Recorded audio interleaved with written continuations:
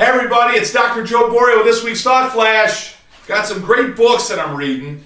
This is an oldie. I'm going to actually be speaking at Lyceum here coming up. We've got a great event coming up on May 13th and 14th. That's going to be our next awesome, life-changing event. I hope to see you guys there. Certainly clients, non-clients, CAs. I want you to bring everybody, spread the word, make these things go viral. I want to see every chiropractor that's looking to grow their practice, serve families, and make their practice a principle-based, fun, loving, lifetime family wellness practice. I want to see your faces and bodies at our events. Listen, this is Dr. Joe Strauss's book on chiropractic philosophy. Great book. I was talking about Sinnett's book. But I bought this down in Lyceum many, many years ago. I went a really good friend of mine, Bart Fickus, and Dr. Steve Archileo, and just great stuff. So kind of bringing myself back full circle 20 years ago. I'm reading through this again. Obviously got some pages noted. And then I've got this other book. Maybe you heard about it. Certainly Giant versus Pygmy. This actually wasn't a full green book. Fred Barge put it together. It was actually a brochure. And it's right here, actually. They got a copy of it. Kind of cool. But this is really the metaphysical aspect of chiropractic, you know. And what I love about that is that intelligence, that universal intelligence. And, you know, I've talked about that before, but I was watching the Science Network last night.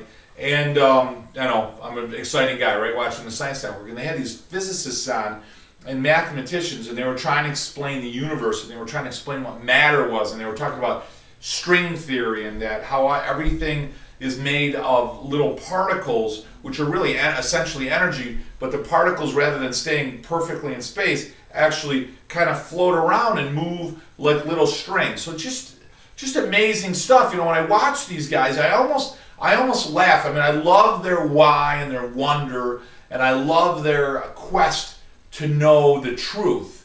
And I think that's great. I don't want to lessen that quality. But there's almost like an arrogance that because they know that they've got it all figured out. And you know, that's amazing to me as well. Listen, no one knows anything. I mean, we certainly can break everything down in a mechanistic viewpoint, but no matter what you get to, no matter what part of energy you get to, you're going to find that it's in little packages. And these packages are so unique to each element, and these packages are so unique to themselves, and they're perfectly packaged in the most infinitesimal measurement possible that we have known to man. And they're all identical, you know, a quark or a electron particle or a proton or a neutron or what have you. Now you got dark matter and so forth, and everything else. And you measure the vibration and the spin echoes of electrons and so forth. I mean, you know, because you know that, all you're doing is you're observing the finger of God. I mean, that's all you're really doing. You're observing something, matter, you know, broken down to these small little bits, right? But you're just observing something that is intangible almost, that you can't even begin to explain.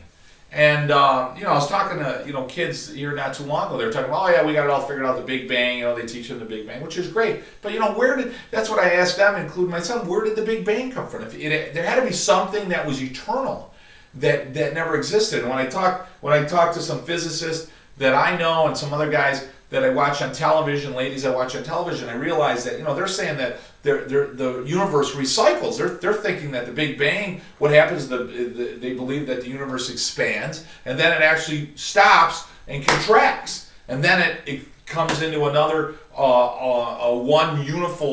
unified force of energy, and then it explodes up and expands again. They said that might be the case. You know, what's on the other side of space? I mean, you know, there's so many questions that we don't even know. You're actually this observer, this explorer of intelligence. I mean, that's really what you are. You're this entity that has eyes and ears, and you're limited based upon your own senses. And you, like a dog would, you know, rummage around a yard, look for things, wagging his tail, sniffing and looking and sniffing and looking. In a sense, that's what we are. We're these humans. These beings of intelligence having a human experience, if you will, and we're limited in our understanding based upon our own cognitive ability and also by our senses. And for anyone to go beyond that, I find frustrating, because I think when you do that, you really lose the essence of greatness. You lose the essence of wonder. You lose the essence of why. You lose the experience of the miracle of life. And I don't use miracle even in a religious term. I use miracle as this awe-inspiring event that we all have, and it's just incredible. It's funny I'm talking about this. This had nothing to do with what I wanted to do my Thot Flash on, but I was reading some philosophy, obviously. I found this book actually in a house that I own, and it's called An Uncommon Way to Wealth. And I was reading through it, and it talks about the law of 72s, that money tends to, just by mathematics, money tends to grow under compound interest at a rate that by 7 years, it won't be a steady rate, obviously, it'll go up and down, but every 7 years, whatever you invest on certain investments will double. So if I put $10,000 in there in 7 years, it's going to be 20, 40, 80, 160, and it really starts to go crazy for you. So interesting. But what I thought about while I was reading this, what I was thinking about when I was reading this, was the investment that we all make in ourselves. And that was one of our thought flashes. That the best place to start with your investment, and I truly believe, and I don't have any science to back this up, I believe the law of 72s is a universal law because it always works with mathematics with your investments. And I believe something like that happens with ourselves. If you're willing to put an investment in yourself, that every 7 years, your return of investment will double. And I'm not talking about money. I'm talking about life and the people that you serve and the people that you surround yourself with and the experiences that you have. That's what I'm talking about. I'm talking about the changes that you can make in your life and in those lives that you touch will dramatically change and can double based upon the investment that you put in you.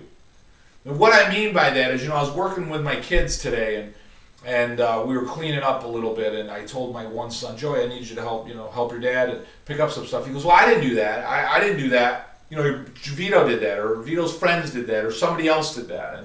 And Vito sometimes will say that about stuff that I ask him to do. And I turn to him and say, well, who does your wash? Your mom does your wash. And and you're cleaning, and who buys the food and so forth. Like, step out of your box for a minute. But beyond that, and certainly at their ages, I'm trying to teach them some really important parts of life and some good qualities to have and some tools to have a better life. But what I would ask all of you is that investment is laying in bed, and rather than watching TV, or wasting time, make an investment. Make an investment in reading about chiropractic or the metaphysical aspect about it. Or I have guys that say, hey, can you send me these studies? Can you send me these studies? Listen, no offense, but where did I get them from? I got most of the studies from my own research. I go on Google, or I go on a Journal of Vertebral Subluxation Research. I go on Dan Murphy's site. I go on Journal of Manipulative Physical Therapeutics, JMPT. I go on every site that I can, and I study as much as I can, whether it's a Holder study, Jay Holder study, or the Journal of Orthopedic Surgery. A friend of mine sent me that study. But you constantly do the research, and you Google it, and you can find it. And I'm not trying to be disrespectful or insensitive to somebody, but it just amazes me the laziness sometimes that is in this profession. I'm sure I'm not the busiest chiropractor in the world, but I run one of the busiest offices on the planet, and I also work as a coach, and I also travel around the country to speak, and my clients call me. It's Sunday, and clients are calling me and texting me today, and I have 2 kids to take care of and spend time with my family, and I worked on a house today and did yard work. I mean, the point is that where's your investment? I got up early this morning. I did some video work. I read a little bit of Giant versus Pygmy. Tonight I plan on finishing and editing my thought flashes. And I'm going to do some more work on Joe Strauss's book to prepare for a couple lectures I got coming up. So, greatness lies within you. You need to shed it. And you need to work on some inspiration. And you got to remember, which is what I wanted to talk about today, is the uncommon way to wealth. It's an uncommon way, but it's a simple way, and that is invest in you. Benjamin Franklin said that the best investment that you can ever make in this world, in your lifetime, is in you.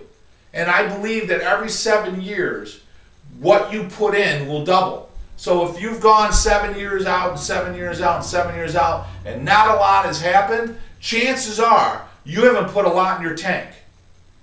But if you find that, hey, look, I'm going to really put some investment. I'm going to work on how I adjust people. I'm going to work on my practice and how I communicate to people and educate people on chiropractic. And I'm going to work on the books that I read. And I'm going to read a little bit every day about the physical aspect of chiropractic and the philosophy of chiropractic, which is so beautiful. And I'm going to study the lives of great leaders. And I'm going to study the lives of Dee Dee and B.J. Palmer and Mabel Palmer and people that you really owe yourself. And they certainly have earned the right to be a fixture in your life. And if you're willing to do that every 7 years, and again, it's not any scientific fact, I just think it's a universal law, the investment you put in yourself will double.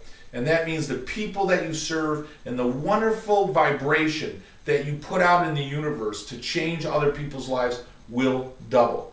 But that's based on you, and that's initiative, and that means doing the right thing without being told. Guys, work hard this week. Make an investment in yourself for the future of yourself and all of those you serve. May your innate flow from above down. Have an awesome week serving all of those wonderful families. And I look forward to talking to you next week. My best friend gave me the best advice. He said each day